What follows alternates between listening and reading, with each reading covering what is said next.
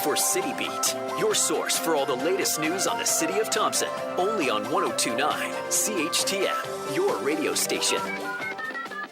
Good morning and welcome to this October 19th version of City Beat here on 102.9 CHTM. My name is Stuart Walter and my guest this morning is Deputy Mayor Kathy Valentino. How are you doing this morning? I'm good, guys. Good morning to all of you.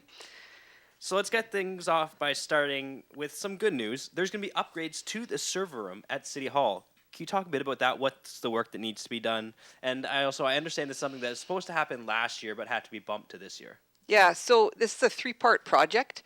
It was so it's been done in stages, and that's how it was identified in our financial plan. So this is the third part of the work with the server room. There's been server upgrades. We've had IT issues at City Hall for quite a few years. So this was a commitment through our capital projects, through our financial plan to do some work in the server room. So this is the last of the project. So we awarded the tender at council on Monday night. I'm not a techie person, so I'm not going to go in to tell you what exactly all the technical parts are going to be done. I do know that it's just something that was the third part in a three-part project to get the server and the IT stuff finished up at City Hall. And it's always good to have that up to date. Absolutely, yes. It makes it easier for those of us who aren't as technologically inclined just to make sure that everything works. Yeah. Okay, you know what? I wanted to not start with that. I just remembered something, and I apologize for jumping in, but my very first thing I wanted to say this morning was congratulations to your very own Tom O'Brien from here at CHTM for being awarded the Order of Thompson at the Thompson Community Foundation Gala. Obviously, I mean, great recognition, great person. As you can see him hosting this for us every week, he's a great person in our community, well deserved. I heard he had a great humbling reception speech, which is so Tom for being that kind of a person. So thank you, Tom. It was well deserved that you received this award in our city on Saturday night. Very much so. Sorry, jumped in on you. Moving on to more good news, there's some construction going on, even though winter is slowly rearing its head, and that's going on right beside City Hall. Absolutely. And you know what? Just remind everybody, we are 2 weeks ahead of last year for winter because we were under the big dump. You guys were already asking me about snow clearing last year at this time, so we're not there yet. But yep, we are the contentious canopy over the stage at McLean Park. It's definitely going to be done, and everybody, as you're driving by, can see the construction. We've had issues with from the engineering design part to getting tenders awarded for people who could do the project or who even wanted to bid on the project. So we do have it, somebody who's completing it, and you can see when you drive by that I'm going to cross my fingers here and go out on a limb, but it should be completed this year. I think we've said that a few times sitting here, but it looks like it's actually going to happen. And that's a great stage and park, and it's actually surprising to me. It gets used quite a bit for quite a few things. The latest being the Connect Club with their movies in the park and stuff. So I hope that this will even increase the amount of events and participation that can take place there, even for those Pokemon users, because that was a hot spot there for those guys. And for the girls too. So keep your eyes out. We'll let everybody know when it's actually completed, and I definitely think it would be worth the press release and the announcements that that's finally a completed project. And it's a good sign that they were working through the rain, snow mess that we had yesterday. I was sitting in the Tim Hortons drive-thru, and they were still up there working no matter what the weather conditions were. So that's a good sign that it'll be done. Oh, yeah. Well, we hope it'll be done. I hate to say that because I've said that a few times about that canopy. So I will be the first to tell you guys when it's done because I'm going to be happy about that also. There is something coming up next week that is kind of good news, and that it's going to keep Thompson healthy. There's flu clinics coming up. Yeah. For flu shots. Yep, there is. And, it's very, very important for people to take part in this. There's lots of advertising out there. I'm not in the medical field by no means, but I think it's important, especially for the elderly, for people who have chronic health issues, even for us as people. We're around people lots, and we need to stay healthy. So the flu shot is something that's known to be a good thing. So we definitely encourage people within our city to take advantage of this and to go out there and get yourselves immunized. You have a little sheet here at your place. I seen it this morning. I was at Workers' Compensation. They have it posted. So I can tell you that some of the flu clinics are going to be held at the Thompson Regional Community Center October 25th, 26th, October 30th, and November 1st from 12 to 6. And then they're going to be at City Center Mall October 28th and November the 4th from 12 to 4. And you can actually get this information on HealthLinks. That's a provincial health body, so you can find out. I mean, if you don't get this from me rattling that off to you. And there's also a Manitoba Influenza website, which will have the dates in local communities. And I didn't have a chance to check, but I would assume that our Northern Health Region website will be posting the local flu clinics here in Thompson. Not 100% sure if it is on our city website or if it would be. I know we're in the process of getting something new done there. So there are avenues for you to find out where to go to get yourselves immunized. So you guys here, make sure you take part of that also, because we all need to do our part to keep us and all those around us healthy.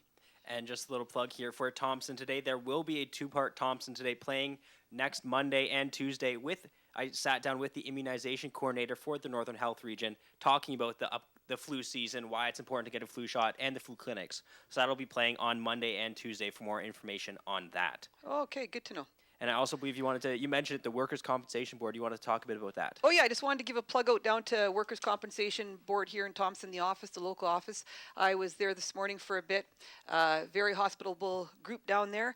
They celebrated their 15th year having an office and a branch here in our city.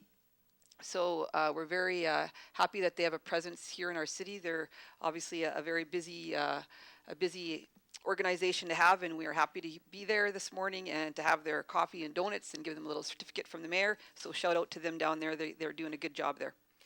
Going into probably the most controversial issue at council on Monday, once the meeting actually started, was some work that's being done to the Norplex pool. What specifically was voted on at the end of the meeting on Monday? The very last resolution on Monday's meeting was the server room, which has nothing to do with the pool. Sorry, right. I meant the last ones, because there's three votes. Okay. With regards to the pool, the two ones that were at the end of the meeting that were on the agenda. Right. So the whole thing with the pool. Should we just talk about the whole pool issue and the whole debenture issue? What I was thinking was we can do this first and then go into the question, because there's the question that I received a few days ago, and then we can go into that afterwards and end with that, if that's okay. Absolutely, that's fine. So there's three projects that are under one funding source for the pool, and it has to do with the heating and the decommissioning of the decatherm, I think. I'm not 100% sure on the wording of it. So the projects were split into three, so they were tendered out in three different projects to be a part of the whole capital project for the work at the pool. And it's the work that takes place underneath the pool, and it's all related to the heating, the on-demand water heater system that they want to put on, and that means that there's a actual big component underneath that has to be decommissioned, and then there's the removal of it after that. So it was three parts of resolutions to award the tenders to get the whole heating system bought, installed, decommissioned, and removed. And I don't know if that's a good summary. I guess that's... Why is it important to have this done as quickly as possible? Well, I don't know if it's as quickly as possible, because the work at the pool has been ongoing for many years. So this is just the next step or the next process that we're at with the work at the pool. And as it seems to be, and we'll get into in a bit, there seems to be some confusion in council as to where the money was coming from. And I can only assume from that confusion that would pass down to a lot of people in the public to expand that confusion. Could you clarify where the money for this specific project is coming from? Yeah, absolutely. So there's $340,000 that's been identified in our financial plan from the last 2 years to go as a capital project to the Norplex pool. $340,000 was identified from council to be a debenture to pay for this work at the pool. And then that leads into the question that I received from Derek Bonwick at the beginning of the week. I believe it was even on my desk before City Council happened. Okay. And his question read, "My question is in relation to an article in the Thompson Citizen earlier this month with regards to the aforementioned $340,000 debenture for the Norplex pool. you personally suggested that in council that some councillors don't quite understand how the reserves work. So could you explain how they work, including why it's better to go with the loan rather than the reserve funds? And he added that it was approved in the budget isn't adequate as it doesn't explain why the debenture is necessary. Absolutely. So let's talk about the reserves and how it works. So we have reserves set up, infrastructure reserve, equipment reserve, and I'll use like a broad example so people understand reserves. Okay, so we have an accommodation tax here in Thompson. So we get money and from the accommodation tax and 5%. So from the accommodation tax, the direction of council, we decide where that accommodation money, what reserves it's going to go into. Okay, so we have decided as council that 50% of accommodation tax money goes to the infrastructure reserve, 20% of the money goes into the public safety reserve, 10% goes into our affordable housing reserve, 20% goes into our economic development tourism reserve. So we have these reserves that have funding into them. Then we sit down, like we're going to start next week, and we see our reserves and the money that's in them for next year. Now we're going to go to 2018. So let's say the affordable housing reserve has $100,000 in it. And you guys want to buy $100,000 Paul wants to buy of new cameras. Okay, so we have to go through all of the jobs that come forward from the departments, decide where those jobs are going, what jobs are going to be done, and what reserve is going to fund those jobs. Okay, so just to give you an example, we do equipment upgrades. So we buy half tons gravel trucks, front load garbage trucks, on-demand water heaters, chlorine pump upgrades. We did the lighting in the GB. Those projects came to us last year in our financial plan in at about $808,000. Then we look at our reserves to see where are we going to fund these projects. So those projects got funded by the infrastructure reserve, the public safety reserve, the building reserve, and the landfill revenues. Okay. Then we have safety projects. That was the engineering building, the ventilation in there, the Vetor bags, the extrication ram, the auto pulse, the alarm panel. Those are safety projects valued at $152,000, funded by infrastructure reserve, public safety reserve. So we go through the reserve money to fund our capital projects. So there is no extra money in reserves right now because we've used up the reserve monies to fund our capital projects when we do our financial planning. So when council decided in 2016 that there was capital work to be done at the pool, when we looked how we're going to fund that project, council decided we were going to take a debenture to do it because we've used up our funding sources from our reserves for other capital jobs. Okay, so it didn't happen in 2016. I mean, obviously everybody knows we have had issues at the pool with it being closed in different scenarios. So the jobs now have carried forward to 2017. So that happens also. So if our capital jobs projects don't get done, it means that the money's still sitting in the reserve because that job might not happen now till this year. So our reserves may look like there's money in them, but it's money that's already been identified for capital jobs. So we don't have extra money sitting in our reserves just to do jobs with. It's already all been identified. Okay, so that was the will of council, that the capital work at the pool for these particular jobs was going to be funded by a debenture. Well, and that's even I was talking to another councillor after the meeting, and she was saying that capital work is usually done by a debenture. Well, this is really the first debenture besides the wastewater treatment plant that we as a council have looked at doing. We've been fortunate to the point where a lot of our capital work here in the city hasn't been with taxpayer dollars because of the way our structure is with our reserves and our funding. It's been done very, very well in the past, and it's got it to this point where we haven't had to rely on taxpayer dollars to fund our capital projects.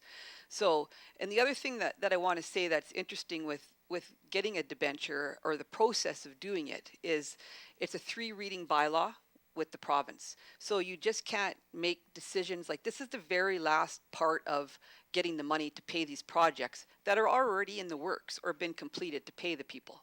So we're just following the process that we identified we were going to do to fund this project. So when you go to, they say, book the money from the province for your debenture, you do a first reading at council, then it goes back to the province. So we don't even have a second or third reading to look at yet because it's still with the province. They have the ability to make any changes, yay or nay, to us before it comes back to us as council. So then it comes back to us as council. You can do a second and third reading in one council meeting, or you can do a second reading one night and you can do the third reading 2 weeks later. When, I've seen the old online petitions and stuff about this, but you actually, when you do the financial plan, when you're going to get a debenture, you have to book it or look like you're going to book it at a higher interest rate just to protect yourself as a municipality that it may be an interest rate rise by the time you book the money. So that's the projected amount. I think it was 7% on the 340. When the province actually lends us the money or we book the money, so to speak, it's going to be at a lower rate than what you put in for as a debenture. It's more planning for the Absolutely. worst. Just in case you're prepared for that, and plan for the worst, expect the best, but the money's there just in case. Yeah, actually, I was comparing it the other night when I was watching the news about how they're changing the rules to test to see if you can afford a mortgage. Same kind of deal. They're going to say, can these people afford their mortgage if interest rates get to this high? Kind of a similar comparison, I guess. I don't know. That's kind of how it works for the reserves and how. So next week we start budget. So it's the same thing. We get a list of wish lists from the departments for their capital works they want to do around the city. Obviously roads, right? Infrastructure. We have an infrastructure reserve. And then we have to see how are we going to fund it with what money we have available. So it's not like this is just spur of the moment. This is stuff that's money that's been set aside for debenture from 2016. Yep. So again, it's not with a lot of these. I think that the public doesn't realize is that these are things that aren't just coming up on the docket as it goes on. This is part of the budget, and it's just the resolution that's coming before council just before the work is supposed to be done, rather than it just being decided on at that point. Oh, absolutely. Our budget process is months and meetings in the works. It's not just something we got 340,000 kicking around, let's just do it to the pool. There's a lot of work and meetings and discussion that goes into this. We aren't doing anything on a whim by no means. And it's important for the public to understand is that we have a public meeting before or at the early parts of our budget process where we want the input. I think we had 12 people show up last year, right? And then we present our financial plan to the public for people if they like it or not like it. We get maybe under 20 people that show up to it. So for it all of a sudden to be an issue, well, it was in the 2016 financial plan that we've already given to the province. The province has approved our financial plans for the last 2 years. So, I encourage the public to be a part of our process. We want to hear what you want to say. So when we say come to the budget meetings, we want your input of what you want done or what not to be done or ask the good questions. By all means, and that's why we have the public input through the budget process. So it's always better to have your say before the shovels go in the ground rather than coming screaming afterwards, right? Because you don't want it. Right. Yep. And thank you so much for joining us this morning. Okay, I want to say a few more things, sorry. can I? Sorry. Okay. Come on, you guys know I always want a few more things to say. This is Chamber of Commerce Small Business Week. I'd like to welcome 2 ministers in town today with Chuck Davidson, the Chamber President, and they have an event tonight at the Mamuitak Center. We look forward to some announcements we hope that are going to be announced for the North. We also have the Senior and Elders Come and Go Tea is going to be this Tuesday at the TRCC from 3 to 4:30. So we look forward to the public to be a part of that. And I think that might have been it. Oh, well, there's a brief cameo from Tom O'Brien, who we talked about a bit earlier. I seen that. Well, I'll congratulate him in person after. So I think that's about all I have that's coming up, unless I'm missing something. One thing I do want to mention again, sorry, I'm on a roll now, is that there are lots of, you're going to see coming up lots of craft sales and baking sales. So please get out and support all these organizations that are just trying to keep going, and support them if you can. The month of November, we have lots of stuff going on Saturdays around town, bazaar, little church bazaars and craft sales and bake sales. So let's all try and support everybody this winter. Well, thank you so much for joining me this morning. Thanks, you guys. Have a good day. If you have any questions you'd like answered next week, email them in advance to CHTMnews@arcticradio.ca. For City Beat here on 102.9 CHTM, I'm Stuart Walter.